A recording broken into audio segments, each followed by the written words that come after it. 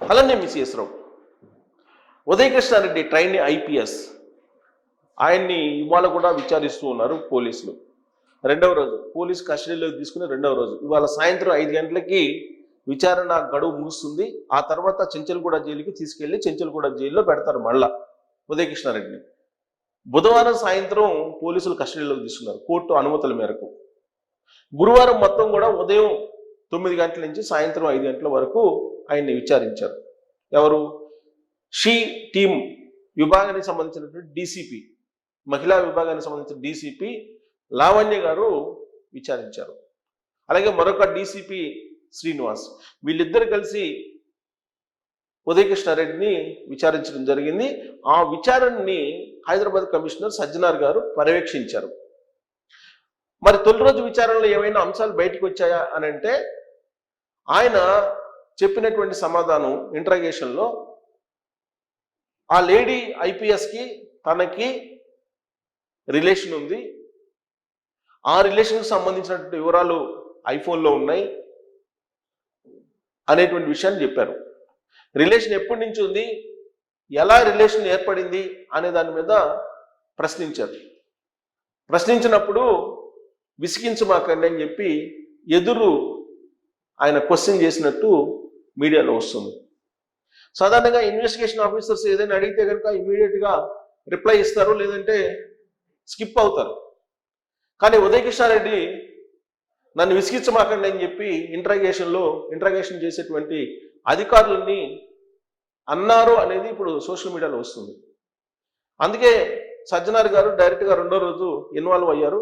మొదటి రోజు లావణ్య గారు డీసీపీ, అలాగే శ్రీనివాస్ డీసీపీ వీళ్ళిద్దరు చేశారు ఇంట్రాగేషను.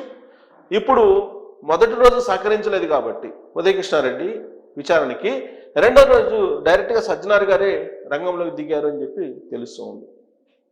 కంప్లైంట్ చేసిన దాని ప్రకారం లేడీ ఐపీఎస్ లైంగిక వేధింపులు చేశారు ఆయన. దీని మీదనే తొలి రోజు క్వశ్చన్ చేశారని చెప్పి తెలుస్తుంది. మీరు ఎందుకు లేడీ ఐపీఎస్ మీద మీరు దాడి చేశారు అని అంటే విచిత్రమైనటువంటి సమాధానం చెప్పినట్టు తెలుస్తుంది. ఆయన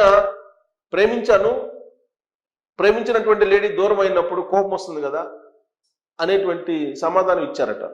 అసలు మీకు రిలేషను ఎలా ఏర్పడింది, ఆ రిలేషను ఎంతకాలం కొనసాగింది, ఎక్కడ కొనసాగింది, ఎందుకు మీరు ఆవిడ మీద దాడి చేయబోయారు, అత్యాచారం చేయబోయారు అనేటువంటి క్వశ్చన్లు వేసినప్పుడు, అవును మేమిద్దరం ప్రేమించుకున్నాం, పెళ్లి చేసుకోవాలనుకున్నాం, కానీ మోసం చేసి వేరే వాళ్ళని పెళ్లి చేసుకుంది, అందుకే తనకు కోపం వచ్చింది అనేటువంటి సమాధానాన్ని ఉదయకృష్ణారెడ్డి ఇంట్రాగేషన్లో చెప్పినట్టు సోషల్ మీడియాలో వస్తున్నటువంటి సమాచారం.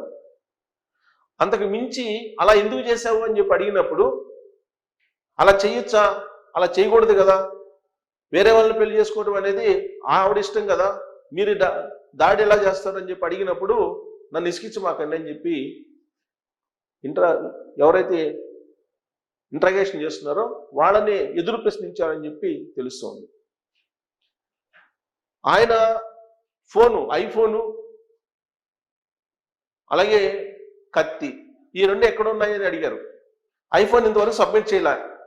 ఐఫోన్లోనేమో మా ఇద్దరికి సంబంధించినటువంటి రిలేషన్ ఫోటోలు ఉన్నాయి, వీడియోలు ఉన్నాయని చెప్పి చెప్తున్నారు ఉదయకృష్ణారెడ్డి.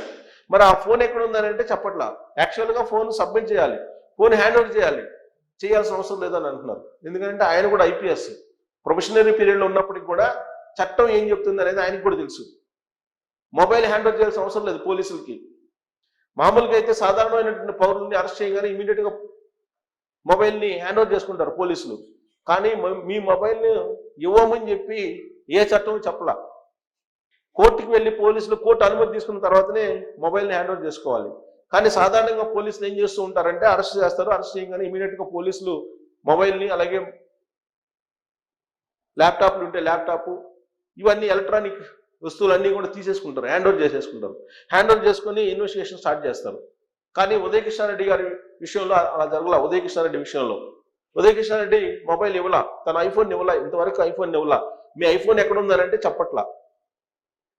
ఆ ఐఫోన్లో అన్ని వివరాలు ఉన్నాయి, మా ఇద్దరికి సంబంధించిన రిలేషన్ కానీ ఎక్కడెక్కడ కలుసుకున్నాము, ఎక్కడెక్కడ వాళ్ళ రిలేషన్ సాగింది అనేది వివరాలు దాంట్లో ఉన్నాయని చెప్పి ఆయన చెప్తున్నాడు. తనకి ఆ లేడీ ఐపీఎస్ తోటి సంబంధాలు ఉన్నాయి, సహచర్యం చేశాము, రిలేషన్షిప్ ఉంది అనేటువంటి విషయాన్ని మాత్రం చెప్తున్నాడు అతను. మరి ఎందుకు ఆవిడ మీద లైంగిక దాడి చేసామని అంటేనేమో ఇంకోళ్ళని పెళ్లి చేసుకుంటే ఎలా ఉంటుంది ప్రేమించిన వ్యక్తి అని చెప్పి ఎదురు ప్రశ్న వేస్తున్నాడు అని చెప్పి తెలుస్తుంది. అసలు ఆయన ఈ మొత్తం కంప్లైంట్ బయటకు వచ్చిన తర్వాత, అత్తాపూర్ పోలీసులు కేసు పెట్టిన తర్వాత, ఆ రోజు రాత్రి ఫుల్గా మద్యం కొట్టేసి మందు తాగేసి ఒక లెటర్ రాశాడు. ఆ లెటర్లో ఏముంది, ఆవిడ పెళ్లి చేసుకున్నారు, వేరే వాళ్ళని పెళ్లి చేసుకున్న తర్వాత కూడా రిలేషన్ మెయింటైన్ చేద్దామని చెప్పి ఆవిడ కోరింది, నేను రిజెక్ట్ చేశాను, అయినప్పటికీ కూడా తన రూమ్కి వచ్చి బలవంత పెట్టింది, అందుకే గొడవలు అయ్యాయని చెప్పి ఆయన ఫుల్గా తాగున్నప్పుడు రాసినటువంటి లేఖలో ఉన్నటువంటి సారాంశం. ఆయన అసలు ఆత్మహత్యా ప్రయత్నం చేశారనేది అప్పట్లో వినిపించింది. కానీ పోలీసులు కానీ డాక్టర్లు కానీ మొత్తం ఇన్వెస్టిగేషన్లో ఆయన ఆత్మహత్యాయత్నం చేయలేదు, కేవలం మందు ఎక్కువ తాగాడు, మందు ఎక్కువ తాగి స్పృహలోకి లేకుండా పోయాడు, అంతకు మించి ఆయన ఏమి ఆత్మహత్యాయత్నం చేయలేదని చెప్పి డాక్టర్లు కూడా నిర్ధారించారు. ఆ సమయంలో ఒక లెటర్ రాశారు. మరి ఆ లెటర్ ఎందుకు రాశామంటే ఫుల్గా దాకి నేను ఏం రాశాను నాకే తెలియదు అని చెప్పి చెప్తూ ఉన్నారు ఉదయకృష్ణారెడ్డి. ఒక ప్రొఫెషనరీ పీరియడ్లో ఉన్నటువంటి ఐపీఎస్, యంగ్ ఐపీఎస్, సివిల్స్కి ఎన్నికయ్యి ట్రైనింగ్లోకి వచ్చినటువంటి ఐపీఎస్ బాధ్యతారాహిత్యంగా విచారణలో కూడా వ్యవహరిస్తున్నారు అనేది పోలీసులు ఇప్పుడు భావిస్తున్నారు. అందుకే సజ్జనార్ గారు డైరెక్ట్గా ఇప్పుడు రంగంలో దిగి రెండో రోజు విచారిస్తూ ఉన్నారు. ఇప్పుడు ఆయన ఏదైతే చెప్పారో ఉదయకృష్ణారెడ్డి, దానికి సంబంధించినటువంటి ఎవిడెన్స్ అది చూపించాలి. ఆ లేడీ ఎస్ఐ తోటి తనకి సాహచర్యం ఉంది అని చెప్పి చెప్తున్నారు. లేడీ ఐపీఎస్ అలాగే తను ప్రేమించుకున్నామని చెప్తున్నారు. ఆ ప్రేమకు తాలూకు ఆధారాలు ఉన్నాయని చెప్తున్నారు. ఆ ఆధారాలని పోలీసులకి ఇవ్వట్లేదు. ఆ ఆధారాలు ఇవ్వాలంటే ఆయన దగ్గర ఉన్న ఐఫోన్ని పోలీసులకు అప్పచెప్పాలి, పోలీసులకు చూపించాలి ఐఫోన్లో. కానీ ఐఫోన్ మాత్రం బయట పెట్టడం లేదు. మరి ఇలాంటి పరిస్థితుల్లో మరి సజ్జనార్ గారు ఏం చేస్తారు?